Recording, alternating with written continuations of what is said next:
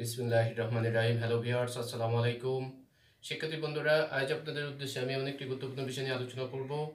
আপনাদের অবশ্যই ভালো লাগবে। বিষয়টি অতীব গুরুত্বপূর্ণ। যে কোনো পরীক্ষার জন্য, বিশেষ করে এসএসসি পরীক্ষা, সংক্ষিপ্ত সিলেবাস, এইচএসসি, যে কোনো চাকরি পরীক্ষা, ভর্তি পরীক্ষা এবং যে কোনো ক্লাসে পড়ুয়া শিক্ষার্থীদের জন্য বিষয়টি খুবই গুরুত্বপূর্ণ। আমি সমাজ বিষয় নিয়ে আলোচনা করব। সমাজ পর্ব 1।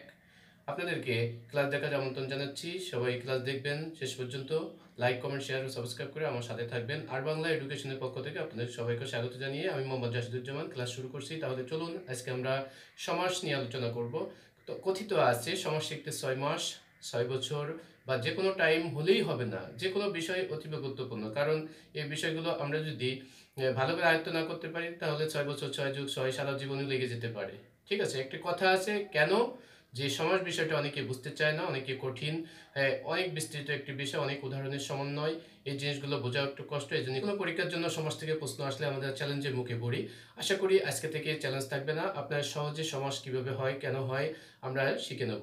শিক্ষার্থী বন্ধুরা, আপনারা জানেন যে ফেব্রুয়ারি মাস চলছে এবং ফাল্গুন মাস চলছে। আমরা বসন্ত ঋতুরাজে আমরা প্রবেশ করেছি এবং ভাষার মাসে প্রবেশ করেছি। ফেব্রুয়ারি 1952 সালে শিক্ষার্থীরা এবং বাংলার আপামর জনগণ ভাষার দাবিকে রক্ষা করার জন্য মাতৃভাষাকে, বাংলাকে রাষ্ট্রভাষার দাবিতে মিছিল বের করেছিল। 140 ধারা ভঙ্গ করে সেই মিছিলে বেপরোয়াভাবে পুলিশের গুলি করেছিল।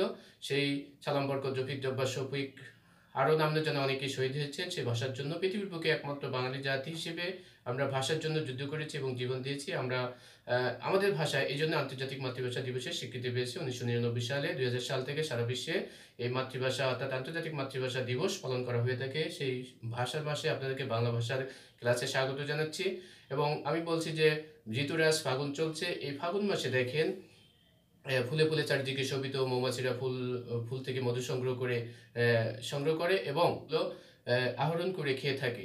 তাহলে শিক্ষার্থী বন্ধুরা, আমরা যে সমাস পড়াবো, দেখেন আমি এখানে কয়েকটি শব্দ বলছি। এক হচ্ছে মাতৃভাষা, একটা শব্দ বলছি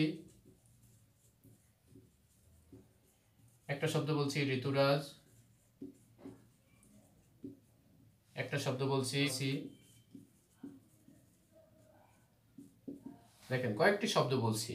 আমরা বলছি মাতার ভাষা অর্থাৎ মায়ের মুখের ভাষাকে মাতৃভাষা বলা হয়। ঋতুর রাজাকে বলা হয় ঋতুরাজ। মৌ সংগ্রহকারী যে মাছি সেটাকে বলে মৌমাছি। দেখেন আমরা যদি শব্দগুলো এইভাবে বলতাম, মাতার ভাষা, ঋতুর রাজা,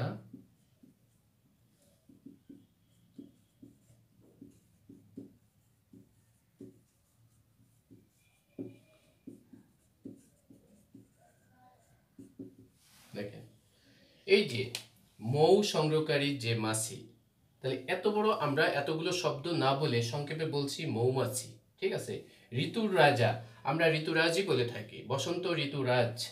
মাতৃভাষা, মাতার ভাষা এরকম আমরা কিন্তু বলি না, মাতৃভাষা বলি। তাহলে দেখেন দুই বা ততোধিক, এখানে দুইটা, এখানে একাধিক বা দুইয়ের বেশি পদ মিলে এই শব্দগুলো গঠিত হয়েছে। দেখেন এই শব্দগুলো সংক্ষেপ হয়েছে, এটাও সংক্ষেপ হয়েছে, এটাও সংক্ষেপ হয়েছে। ভাষার সংক্ষেপ হলো, শুনতে ভালো লাগালো এবং অনেকগুলো দুই বা ততোধিক পদ মিলিত হলো, শব্দ মিলিত হলো।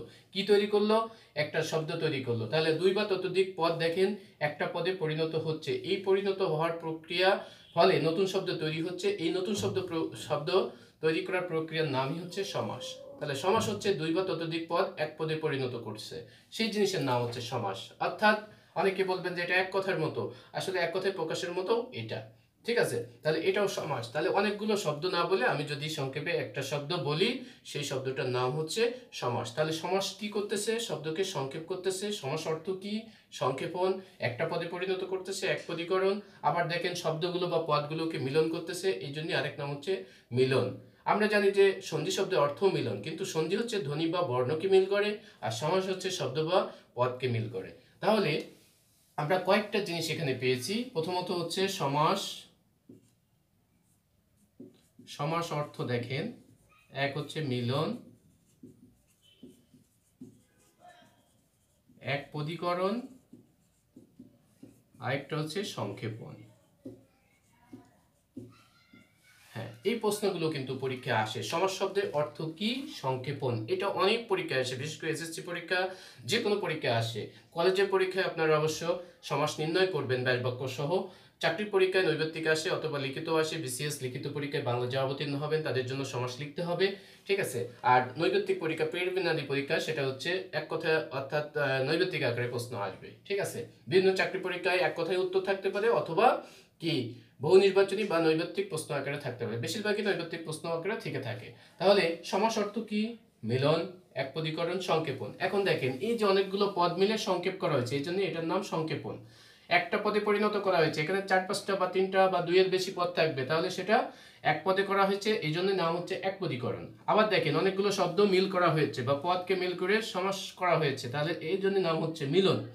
এবং শিক্ষার্থী বন্ধুরা আপনি খেয়াল করবেন সমাসের যে রীতিগুলো, বাংলা ব্যাকরণের বেশিরভাগ রীতি বা নিয়মগুলো সংস্কৃত ভাষা থেকে আগত, অর্থাৎ সংস্কৃত ভাষার নিয়মকানুনগুলো বাংলাতে বেশি ব্যবহার হয়, কারণ ওই ভাষার শব্দ আমরা শতকরা 25% ব্যবহার করে থাকি। তাহলে অধিকাংশ নিয়মগুলো সংস্কৃত ভাষা থেকে আগত, তেমনি সমাসও সংস্কৃত ভাষা থেকে আগত। তাহলে পরীক্ষায় একটা প্রশ্ন এসে থাকে সমাসের রীতি,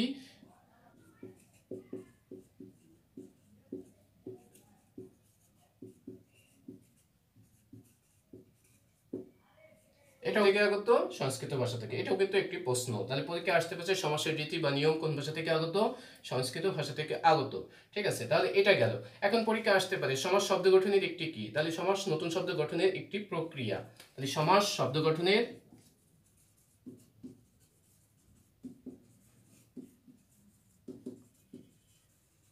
একটি নিয়ম। পরীক্ষায় আসে সমাসের সাহায্যে কি তৈরি হয়? শব্দ তৈরি হয়। হ্যাঁ, এরকম আসতে পারে উপসর্গের সাহায্যে কি তৈরি হয়? শব্দ তৈরি হয়। প্রত্যয় দ্বারা কি তৈরি হয়? শব্দ তৈরি হয়। সন্ধির সাহায্যে কি তৈরি হয়? শব্দ তৈরি হয়। শব্দ বা বাক্য সংক্ষেপণের মাধ্যমে কি তৈরি হয়? তাহলে এটাও এক কথায় প্রকাশের মাধ্যমে শব্দ তৈরি হয়। তাহলে শব্দ তৈরি করার, শব্দ গঠনের নানা প্রক্রিয়ার মধ্যে সমাস অন্যতম। যেহেতু সমাসের অনেক একটা বিস্তৃত বিষয়, এই জন্য সমাস দিয়ে অনেক শব্দ বাংলাতে রয়েছে, বিস্তৃত একটি বিষয়। এই জন্য আমাদের সমাসের প্রতি ভীতি রয়েছে, আবার দুর্বলতাও রয়েছে। অনেকের কাছে সমাস সহজ ঠেকবে। আপনারা আজকে ক্লাস করবেন, দেখবেন সমাস অনেকটা ইজি হয়ে গেছে। তাহলে আমরা প্রথমত কি বুঝলাম? সমাস অর্থ সংক্ষেপণ, একপদীকরণ বা মিলন। কিসের মিলন? শব্দ বা পদ। কয় পদ? 2 বা ততোধিক পদ এক পদে পরিণত হওয়ার নাম হচ্ছে সমাস, ঠিক আছে। তাহলে সমাস শব্দ গঠনের একটি প্রক্রিয়া, যে প্রক্রিয়ার মাধ্যমে কি করে শব্দ বা পদ 2 বা ততোধিক একত্রিত হয়ে একটি পদে তৈরি হয়, সেটা হচ্ছে কি? সমাস। তাহলে সমাসের যাওয়ার আগে, শ্রেণী বিভাগে যাওয়ার আগে আমরা কয়েকটি আনুষঙ্গিক বিষয় সম্পর্কে আলোচনা করব। সেই জিনিসগুলো কি? আমরা অনেক সময় বলে থাকি ব্যাস বাক্য সহ সমাস নির্ণয় করো, ঠিক আছে। সমাসের সমস্ত পদ, পূর্বপদ, পরপদ, এগুলো কিন্তু সমাস নির্ণয় করার সময় এই বিষয়গুলো লাগে। তাহলে আমি এখন দেখাবো। দেখেন আমি একটা আগে উদাহরণ দিই, তারপরে দেখেন।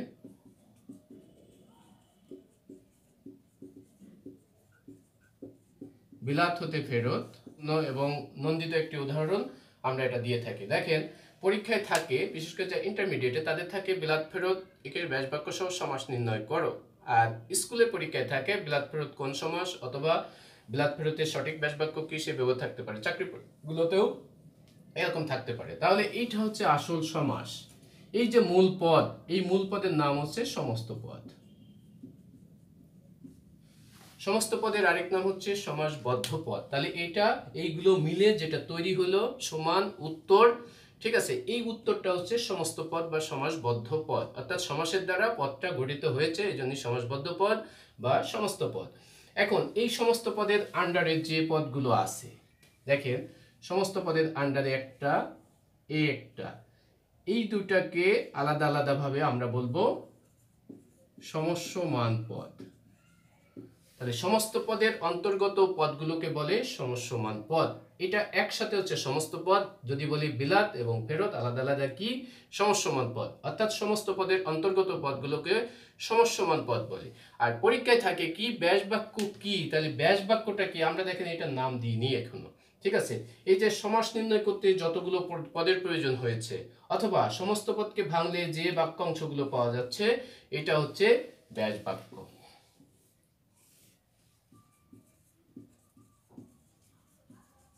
এর আরেক নাম হচ্ছে বিগ্রহ বাক্য, এটাও পরীক্ষায় আসে কিন্তু। আরেক নাম হচ্ছে সমাস বাক্য, আর সমস্ত পদের আরেক নাম হচ্ছে সমাসবদ্ধ পদ। দেখেন তাহলে যেটা আমরা উত্তর ফলাফল মূল যে পদ সেটার নাম হচ্ছে সমস্ত পদ বা সমাসবদ্ধ পদ, কারণ এগুলো অনেক পদ মিলে তৈরি হয়েছে। উত্তরটা ফলাফলটা এর অন্তর্গত পদ এক একটার নাম হচ্ছে কি সমস্যমান পদ, আর এটা ভাঙলে যত অংশ পাওয়া যাবে সেটা হচ্ছে ব্যাস বাক্য। তাহলে সমাসের গঠনের জন্য যে পদগুলো লাগে সেটা হচ্ছে ব্যাস বাক্য, অর্থাৎ সমাস বা সমস্ত পদকে ভাঙলে যে বাক্যাংশগুলো পাওয়া যাবে সেটা হচ্ছে ব্যাস বাক্য, বিগ্রহ বাক্য বা সমাস বাক্য। এখন আমরা জানি যে আরেকটা কথা প্রচলিত আছে, পূর্বপদ পরপদ। পূর্ব মানে কি আগে, পরপদ মানে পরে। তাহলে দেখেন এই যে ব্যাস বাক্য, এই ব্যাস বাক্যের মধ্যে পূর্বপদ কোনটা? প্রথমে বসছে বিলাত, দেখেন পূর্বপদ। পরে বসছে কোনটা? ফেরত, তাহলে ফেরত হচ্ছে পরপদ। এই পরপদের আরেকটা নাম হচ্ছে উত্তরপদ। উত্তর মানে পরে, তাহলে পরে আছে এই জন্য পরপদ, আগে আছে এই জন্য পূর্বপদ। এখন বললেন যে মাঝের পদটাকে নিলাম না কেন? এটা একটা সংযোজক, ঠিক আছে, এটা একটা বিভক্তির চিহ্ন, এটা মেলানোর জন্য এটাকে নেওয়া হয়েছে। এটা মূল সমাসের এই বিলাত ফেরতের মধ্যে কেউ না, এটাকে মেলানোর জন্য আমরা নিয়ে নিচ্ছি, ঠিক আছে। আমরা অনেক সময় গণিতে বলে থাকি ধরি, মনে করি, যেমন, যথা, সেরকম একটা শব্দ, এটা একটা সংযোজক, এটাকে আমরা এই শব্দ মেলানোর জন্য এটা ব্যবহার করছি। এটা মূল যে বিলাত ফেরত এর কেউ না, এর এর কেউ হচ্ছে বিলাত আর ফেরত। তাহলে মূল সমাস তার প্রথম অংশ আর দ্বিতীয় অংশ হচ্ছে পূর্বপদ আর পরপদ। এখন আরো কিছু উদাহরণ আমরা দেখতে পারি, দেখা যাক। যদি এরকম থাকে,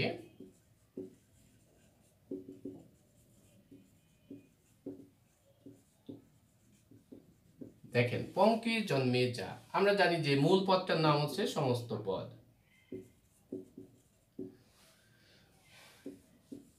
এই পুরোটা হচ্ছে ব্যাস বাক্য। এখন এই পঙ্কজের অন্তর্গত পদ হচ্ছে পঙ্ক আর জন্ম দুইটা, তাহলে এইটা হচ্ছে সমস্যমান পদ। এই ক্ষেত্রে কিন্তু যাটা কিন্তু সংযোজক, মানে এটাকে মেলানোর জন্য আমরা নিয়ে নিচ্ছি। তাহলে এটা খেয়াল রাখতে হবে, এটা কিন্তু মূল সমাসের কেউ না। পঙ্কজের মধ্যে পঙ্কে আর জন্মে কতটাই আছে, এই যাটা আমরা মেলানোর জন্য নিয়ে নিচ্ছি। যদি এরকম পদ থাকে শিক্ষার্থী বন্ধুরা, দেখেন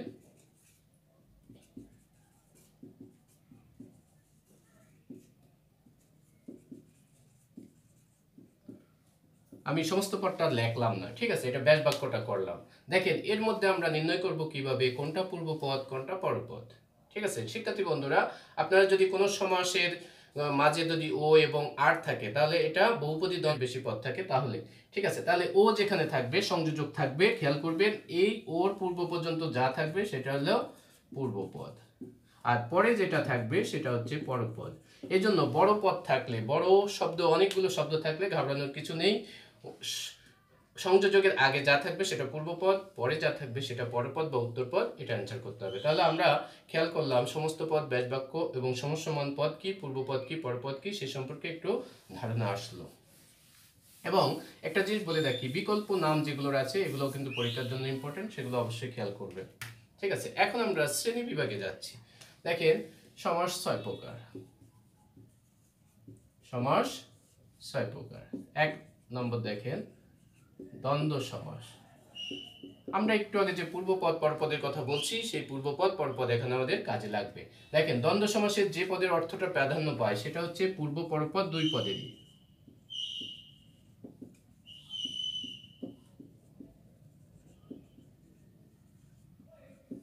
তার মানে এটা আর কি বলা যেতে পারে, উভয় পদ। উভয় পদ প্রধান। উভয় বলতে পূর্ব আর পর দুইটাই পদ আছে, উভয় পদের অর্থটাই প্রাধান্য পায়। দেখেন দ্বিগু সমাস, এটাকে পরপদ প্রধান।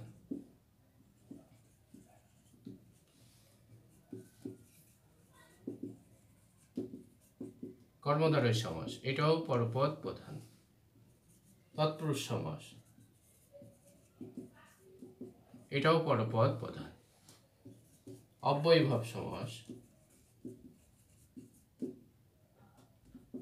এটা পূর্বপদ প্রধান।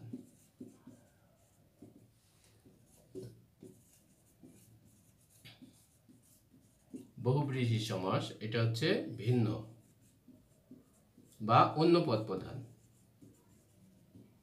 মানে কোনো পদই না, ভিন্ন মানে কোনো একটি বাইরে থেকে একটি শব্দ এসে বাইরে থেকে একটি অর্থ এসে এখানে প্রধান হবে, পূর্ব পরপদের কোনোটি অর্থে প্রধান হবে না।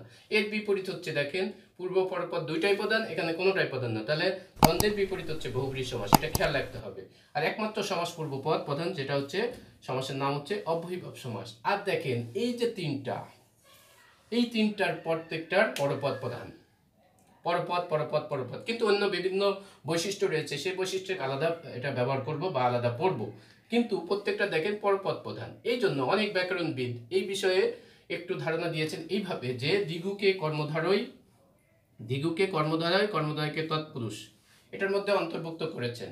তাহলে অনেক ব্যাকরণবিদ কি করেছেন, দিগুকে কর্মধারয় সমাসের এবং কর্মধারয় সমাসকে তৎপুরুষ সমাসের অন্তর্ভুক্ত করেছেন, কারণ এই প্রত্যেকটার পরপদ প্রধান। পরপদ যখন প্রধান, তাহলে এটার পরপদ, এটার পরপদ, এটার পরপদ, তাহলে দিগুকে কর্মধারয়, কর্মধারয় তৎপুরুষ যদি নিয়ে আসা হয়, তাহলে এই তিনটা মিলে কয়টা হয়, একটা। তাহলে দেখেন 1 1 2 3 4, সেই হিসেবে সমাস মূলত 4 প্রকার। তাহলে এই যে অনেক ব্যাকরণবিদের মতে দিগুকে কর্মধারয়, কর্মধারয়কে তৎপুরুষের অন্তর্ভুক্ত করেছেন, সেই হিসেবে সমাস মূলত 4 প্রকার। কোন হিসেবে, পদ প্রধান অনুযায়ী সমাস 4 প্রকার, আর সমাস প্রধানত বা মোট হচ্ছে 6 প্রকার। তাহলে পরীক্ষায় কিন্তু একটু জটিলতা থেকে গেল, কারণ পরীক্ষায় যদি আসে সমাস মূলত কয় প্রকার, 4 প্রকার, প্রধানত কয় প্রকার, 6 প্রকার, মোট কয় প্রকার, 6 প্রকার। এই যে মূলত কেন, এই তিনটাকে যদি একটার মধ্যে নেওয়া হয় তাহলে তিনটা মিলে একটা হয়, আর বাদ বাকি তিনটা আর একটা 4টা। তাহলে সমাস মূলত 4 প্রকার, কোন হিসেবে, পদ প্রধান অনুযায়ী, কার কোন পদ প্রধান সেই অনুযায়ী সমাসকে এই 4 ভাগে ভাগ করা হয়েছে। তাহলে আমরা এখন দেব কিভাবে, দেখেন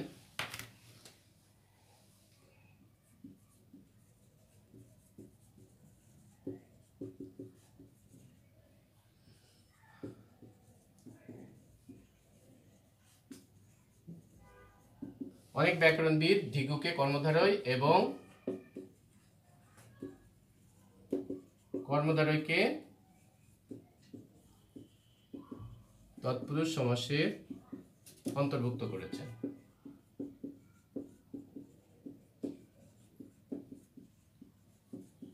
সেই হিসেবে সমাস মূলত 4 প্রকার। ঠিক আছে, সেই হিসেবে সমাস মূলত 4 প্রকার, কোন হিসেবে, পদ প্রধান অনুযায়ী। এখন আমরা এই 4টা দেখি কি কি থাকে। তাহলে 1 থাকতেছে দ্বন্দ্ব, 2 থাকতেছে অব্যয়ীভাব, 3 থাকতেছে তৎপুরুষ, 4 থাকতেছে বহুব্রীহি। ঠিক আছে, এই কোন প্রকার, মূলত 4 প্রকার, সেই মূলত 4 প্রকার হচ্ছে এইটা, কারণ তৎপুরুষের মধ্যে দিগু আর কর্মধারয়টা রয়ে গেছে। তাহলে এই তিনটার যেহেতু পরপদ প্রধান, এই জন্য একটাকে ধরা হয়েছে।